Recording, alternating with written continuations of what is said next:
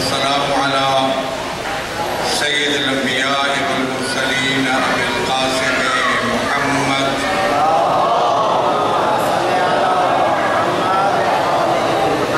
وآلہ طیبین وصحبہ المنتجبین، اما بعد فقد قال اللہ تبارک و تعالی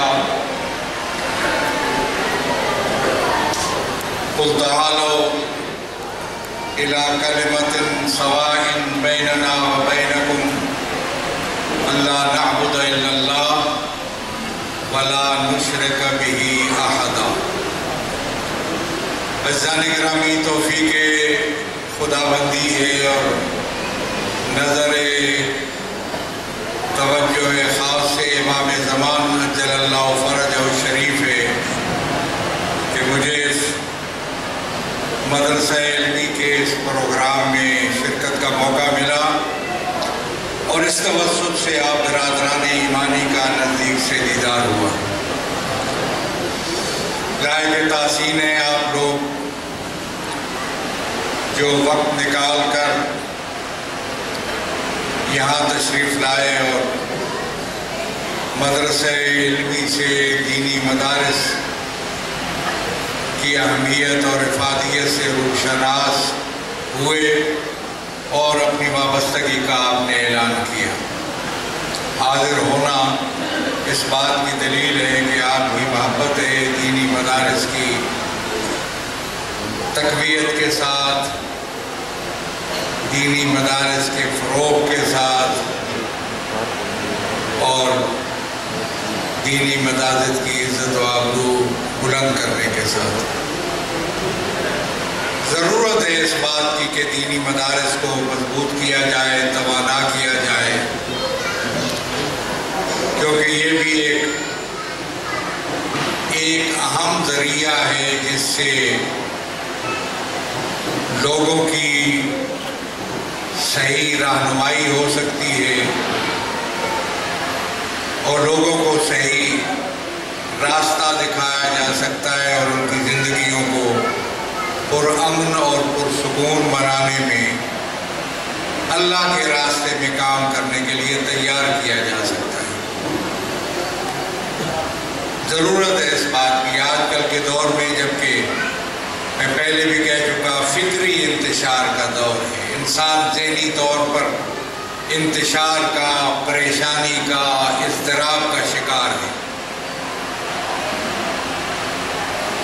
اسے گھریلو مسائل کا سامنا ہے، خاندانی مسائل کا سامنا ہے، برادریوں کے مسائل ہیں، معاشی مسائل ہیں، صحت کے مسائل ہیں، غربت کے مسائل ہیں، بہت سے مسائل کا اسے سامنا ہے۔ سوسائٹی کے انسان کو،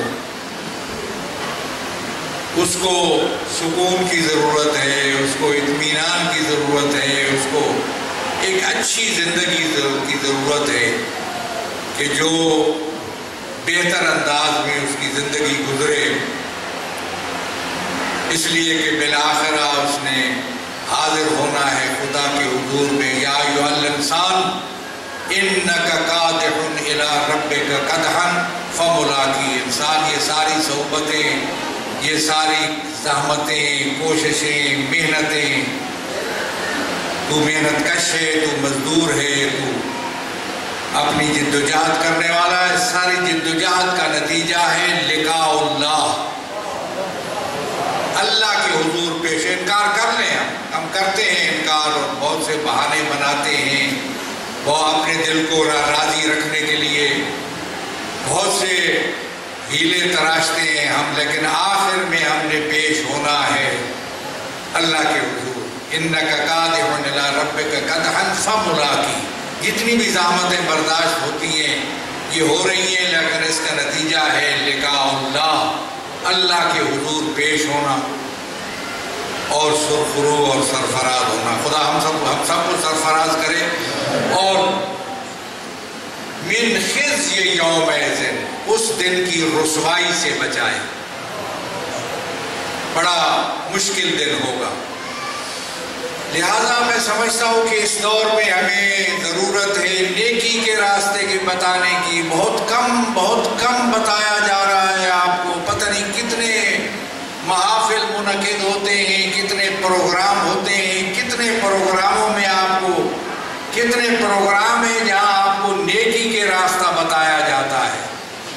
کتنے پروگرام ہیں جس میں آپ کو اچھے اخلاق اور اچھے اخلاق عادات کی تربیت دی جاتی ہے، تو اپنے بچوں کو تربیت دو۔ یہ لڑائیاں، یہ جھگڑے، یہ فتنے اور فساد، یہ روزانہ برائیاں بڑھ کیوں رہی ہیں؟ اس لیے کہ وہ راستہ اور وہ ذریعہ جو دینی مدارس کے ذریعہ اور دینی علماء کے ذریعہ خدا نے اپنی وحی کے ذریعہ، انبیاء کے ذریعہ، علماء کے ذریعہ بتایا تھا، وہ راستہ کمزور ہو چکا۔ کنتم خیر امۃ اخرجت للناس تأمرون بالمعروف وتنہون عن المنکر ولتکن منکم امۃ یدعون الی الخیر۔ کیوں نہیں تم میں سے ہو لوگوں کو دیکھتے ہو اگر وہ اپنے طریقے کے مطابق تبلیغ کا طریقہ انجام دے رہے ہوتے تو تمہارا کام ہے صرف تمہارا کلچر خراب ہو گیا، صرف ان کا مذاق اڑانا۔ کتنے لوگ ہیں تمہارے ہاں جو نکلتے ہیں امر بالمعروف و نہی عن المنکر کے لیے؟ مانتے حسین کو ہو جو نکلا تھا گھر چھوڑا اس لیے تھا کہ بل خرجت لطلب الاصلاح فی امت جدی رسول اللہ، میں نانے کا ہوں مدینہ چھوڑ کے جا رہا ہوں اصلاح کے لیے اور امر بالمعروف کے لیے۔ دوسروں کا مذاق اڑاتے ہو، مجھے نہیں پتا وہ کیا کرتے ہیں کیا نہیں کرتے، لیکن تمہارے ہاں کتنا انتظام ہے نیکی کا اور کتنا انتظام ہے امر بالمعروف اور نہی عن المنکر کا؟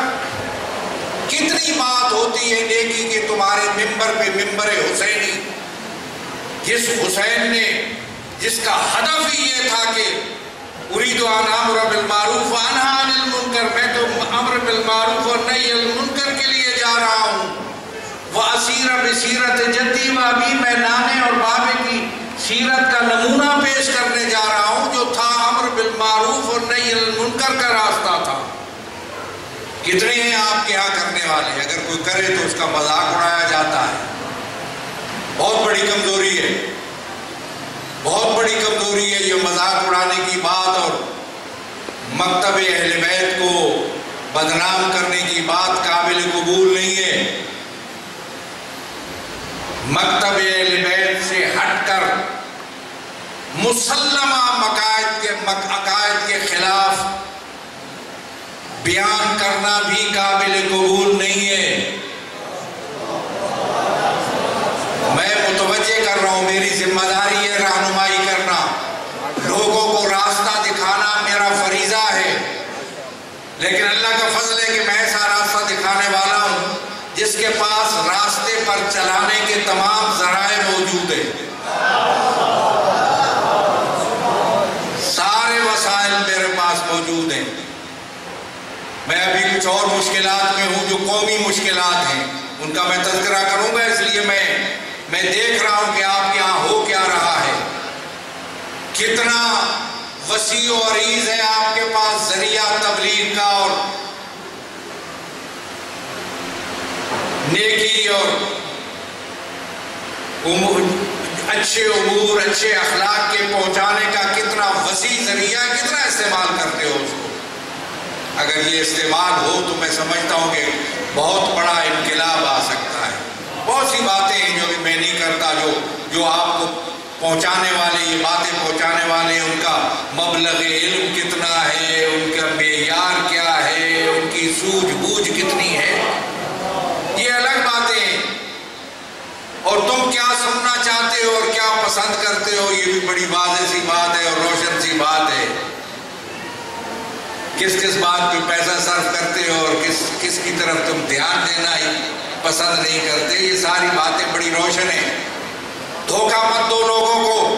مکتب اہل بیت کے نام پہ یہ انداز قابل قبول نہیں ہے۔ آل محمد کا مکتب بڑا روشن اور واضح ہے، اور آل محمد کا مکتب اور روشن جس طریقے پہ پاکستان کے اندر واضح کرنے کی سعادت ہمیں حاصل ہوئی، سب سے بالا تر اس وقت مکتب اہل بیت ہے۔ صرف آپ تم میں نہیں، تمام مکاتب فکر کے اندر سب تسلیم کر چکے ہیں، مکتب اہل بیت سب سے بالا تر ہے۔ اور اس وقت ہم مین سٹریم میں عین ملت کے درمیان میں بیٹھے ہیں۔ امت مسلمہ کی مسند صدارت پر بیٹھا ہے مکتب تشیع۔ اس لیے دھیان کرو اس بات کا. میرا کسی سے کوئی مسئلہ نہیں ہے، میں آپ کو متوجہ کرتا ہوں، میرا کام ہے رہنمائی کرنا. میں بڑی مشکل میں ہوں، صرف ان لوگوں کو رہنمائی نہیں کرنی ہے. امت مسلمہ مشکلات میں مبتلا ہے. پاکستان میں مکتب اہل بیت کی نمائندگی کرتے ہوئے میری ذمہ داری ہے کہ امت مسلمہ جہاں بھی مشکلات کا شکار ہے ان کے مشکلات کے حل کرنے میں ان کے ساتھ تعاون کروں. خواہ وہ فلسطین میں ہوں، خواہ وہ کشمیر میں ہوں، فلسطین میں ہوں، مڈل ایسٹ میں ہوں، روہنگیا مسلمان ہوں، مجھے نہیں پتا ان کے اندر کوئی شیعہ ہے یا نہیں ہے. مکتب اہل بیت کی ذمہ داری دیکھتے ہوئے جہاں بھی کسی کلمہ گو پر مشکل آتی ہے اس کے مشکل کے حل میں حصہ ڈالنا میری ذمہ داری ہے. آج اگر پاکستان میں بھی مشکلات پیش آتی ہیں، جہاں جہاں ان مشکلات کے حل کرنے میں رول ادا کرنا، ان میں مدد کرنا، تعاون کرنا ہماری ذمہ داری ہے. جہاں جہاں لوگ مظلومیت کا شکار ہیں ان مظلوموں کی مدد کرنا ہماری ذمہ داری ہے. اس لیے کہ ہمارا بڑا واضح منشور ہے وہ جو علی ابن ابی طالب نے حسن و حسین کو مد نظر رکھ کر کہا تھا. سنایا ہمیں تھا، سنایا ان کو تھا، رہنمائی ہمارے لیے تھی کہ کونا للظالم خصما، ہر ظالم کے مقابل رہنا. کے اندر اتحاد پیدا کرو، محبت کرو ایک دوسرے سے، محبت کرو، تعاون کرو ایک دوسرے کا، احترام کرو ایک دوسرے کا. اختلاف نظر رکھنا کوئی بات کو مسئلہ نہیں ہے. کوئی کسی شخص کا نظریہ نقطہ نگاہ یہ ہے، دوسرے کا وہ ہونا چاہیے مباحثے کے لیے، بات چیت کے لیے، لیکن دوریاں اختیار کرنا، نفرتیں پیدا کرنا، ایک دوسرے سے کے ساتھ الجھنا، لڑنا، جھگڑنا، فساد کرنا، محاذائے آرائی کرنا ممنوع. اور میں یہی بات وہاں تمام مکاتب فکر کے سٹیج پہ بھی میں کہہ چکا ہوں کہ امت مسلمہ میں ایک دوسرے کے ساتھ محاذ کرنا، لڑنا، جھگڑنا، بد زبانی، بد کلامی، بےہودگی ممنوع. اور شیعوں کے اندر اور عزاداروں کے اندر ظاہر ہے جو حسین ابن علی کے عزادار ہیں ان کے اندر تو یہ چیزیں بہت زیادہ ممنوع ہیں. اس لیے کہ عزاداری سید الشہداء کو آپ کی ان لوگوں کی ان حرکتوں کی وجہ سے مشکلات کا سامنا پیش آ رہا ہے. کہاں ہیں وہ لوگ جو مجالس عزا برپا کرتے ہیں، جو عزاداری کے لیے بہت بڑے اچھے اظہارات کرتے ہیں. میں ان کے اظہارات کی بھی قدردانی کرتا ہوں. عزاداری کے ساتھ محبت اور ان کے عقیدت اور محبت کا اظہار کرتے ہیں. وہ کہاں ہیں جب مجلس عزا کے لیے اس پنجاب کے اندر اجازت نامہ کی باتیں کی جا رہی ہیں؟ وہ لوگ کہاں ہیں؟ اگر ان اجازت ناموں کو ختم کرنا ہے تو وہ بھی ہم ہی ختم کریں گے. کسی اجازت نامے کی ضرورت نہیں ہے. یہ غلط فہمی کا نتیجہ ہے، کسی غلط فہمی کا نتیجہ ہے. کسی اجازت نامے کی مجلس عزا کے لیے، عزاداری کے لیے ضرورت نہیں ہے. میں نے بتا دیا اور کو، اور اب کھلبلی مچی ہوئی ہے، رابطے ہو رہے ہیں اور سلسلے چل رہے ہیں. عزاداری کے لیے، مجلس سید الشہداء کے لیے کوشش یہاں یہ کی جا رہی ہے کہ عزاداری کو محدود کیا جائے. کوشش کی جا رہی ہے مجالس عزا پر لوگوں کو کہا جائے کہ اجازت لو، اگر اجازت نہیں ہے تو ہم مجلس نہیں کرانے دیں گے. پاکستان کا کوئی قانون اس بات کی اجازت نہیں دیتا. مجلس کو روکنے کی اجازت کسی قانون میں نہیں ہے. عزاداری سید الشہداء جہاں ہمارا وجود ہے، تشخص ہے، ہماری شناخت ہے، وہاں عزاداری سید الشہداء پاکستان کے آئین کا حصہ ہے، بنیادی حق ہے، شہری آزادیوں کا مسئلہ ہے. اس لیے میں انتظامیہ کو بھی بتا رہا ہوں، حکمرانوں کو بھی بتا رہا ہوں کہ عزاداری سید الشہداء کے سامنے کوئی رکاوٹ کھڑی نہ کی جائے، کوئی قدغن نہ لگائی جائے، ورنہ جانتے ہو اگر عزاداری کے سامنے اگر کوئی رکاوٹ کھڑی کی گئی تو یہ اس ملک میں ایک بہت بڑا ٹکراؤ ہوگا جو اس ملک اس کا متحمل نہیں ہے۔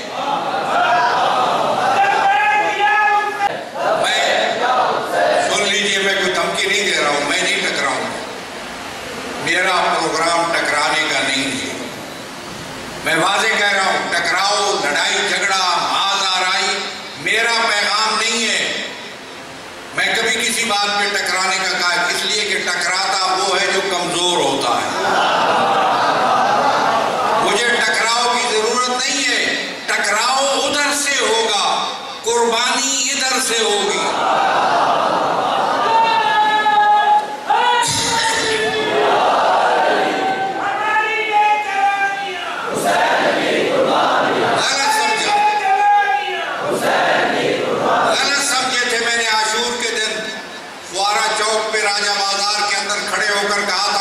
اس ملک کو کسی ٹکراؤ کی طرف لے جایا جا رہا ہے، انہوں نے سمجھا کہ کہا گیا کہ یہ ٹکراؤ کی دھمکیاں دے رہا ہے۔ مجھے دھمکیوں کی ضرورت نہیں ہے، دھمکیاں تو نیچ لوگ دیتے ہیں، چھوٹے لوگ دیتے ہیں۔ مجھے دھمکیوں کی ضرورت نہیں ہے۔ ہم پاکستان کا ایک طاقتور حصہ ہیں، پاکستان کا، جو ہم سے ٹکرائے گا وہ پاش پاش ہو جائے گا۔ اس لیے میں سمجھتا ہوں کہ یہ عزاداری کو روکنا، یہ ٹکراؤ کی طرف لے جانا ہے پاکستان کو، اور پاکستان کسی ٹکراؤ کا متحمل نہیں ہو سکتا۔ یہاں بہت کچھ ہو رہا ہے، ریلیاں ہوتی ہیں، وہ جلوس ہوتے ہیں، پروگرام ہوتے ہیں، سب کچھ ہوتے ہیں، ان کے لیے کسی اجازت نامے کی ضرورت نہیں ہے۔ اگر اجازت نامہ چاہیے تو صرف مجلس اعضاء کے لیے چاہیے۔ اس کا مقصد ہے کہ نیتیں ٹھیک نہیں ہیں، عزائم ٹھیک نہیں ہیں، یہ عزائم پاکستان کے اندر قابل قبول نہیں ہیں۔ جو لوگ پاکستان کو چلا رہے ہیں یا پاکستان میں کسی ذمہ داری پر ہیں، انہیں سمجھ لیں گے، انہوں کو سمجھ لینا چاہیے کہ عزاداری سید الشہداء کے خلاف بدنیتی ان کو لے ڈوبے گی، اس لیے اس سے پرہیز کریں۔ عزاداری بنیادی حق ہے، عزاداری سید الشہداء ہمارا آئینی حق ہے، ہم اس سے پیچھے ہٹنے والے نہیں ہیں۔ اور اسی طریقے پہ بہت بڑا مسئلہ ہے جو درپیش ہے، ابھی اسی سلسلے میں بات کر رہا تھا کہ یہاں پہ پیغام آ گیا، بہت بڑی تعداد شیعوں کی زیارات کے لیے جا رہی ہے، بیٹھے کوئٹہ میں بیٹھے ہیں لوگ، دفتان میں، مجھے پل پل کی خبر ہے۔ پاکستان میں اللہ کا فضل ہے، اگر پتہ ہلتا ہے تو مجھ تک خبر پہنچتی ہے، اور ہمارا خودکار نظام ہے اور خود بخود جاری ہو جاتا ہے۔ ہم کسی کی منت سے بھیک نہیں مانگتا، میں کسی سے منت سماجت بھی نہیں کرتے، میں ان کو حقائق کی طرف متوجہ کرتا ہوں۔ شیعوں کی، زائرین کی توہین قابل برداشت نہیں ہے، قابل تحمل نہیں ہے۔ اس 40 پہ میں سمجھتا ہوں کہ پہلے سے زیادہ پاکستان سے زائرین جا رہے ہیں، کوئٹہ میں بیٹھے ہیں اور ہمارے لوگ مصروف ہیں ان کی خدمت میں، اور اب بھی میری بات ہو رہی تھی ایک، اور اس کے لیے رابطے بھی ہو رہے ہیں۔ جو قافلے آئے ہیں واپس، وہ بھی سینکڑوں آدمی تفتان پہ بیٹھے ہیں، بڑی مشکل حالات، ناگفتہ بے حالات میں۔ پاکستان کے جو وہاں جو ان کا ادارے ہیں، ان کے انتظامات بالکل ناقص ہیں، بالکل کمزور ہیں، نہ ہونے کے برابر ہیں، اور اس کے ساتھ ساتھ شیعوں کی، زائرین کی توہین اور تذلیل ہو رہی ہے جو ناقابل برداشت ہے۔ اور اس کے لیے ہم کس بڑے سے بڑا اقدام کرنے سے بھی گریز نہیں کریں گے، ٹکرائیں گے نہیں، لیکن ایسا بڑا اقدام کریں گے جو آج تک پاکستان میں نہ کسی نے دیکھا ہوگا نہ سنا ہوگا۔ تیار رہیے اس بات کے لیے، برداشت نہیں ہو سکتی یہ بات۔ سال ہر سال سے ہم چلاتے رہے، رابطے کرتے رہے، لیکن اب تک نہیں ہوا۔ اور اس طرح عزاداری کے خلاف جو ایک مہم ہے، اب اب پچھلے سال محرم سے پہلے جو FIR کٹی تھی ان کے خاتمے کے لیے تو ہم نے رابطے کیے اور زور ڈالا، وہ خاتمے کے لیے اقدامات شروع ہو گئے۔ اب نئے سرے سے پھر شروع ہو گیا کہ عزاداری کے لیے مجلس اعضاء کے لیے اجازت کی ضرورت ہے۔ قابل قبول نہیں ہے، کسی اجازت کو میں نہیں مانتا مجلس اعضاء کے لیے، ضروری نہیں سمجھتا۔ مجلس عزاداری کے سامنے رکاوٹیں یا زیارت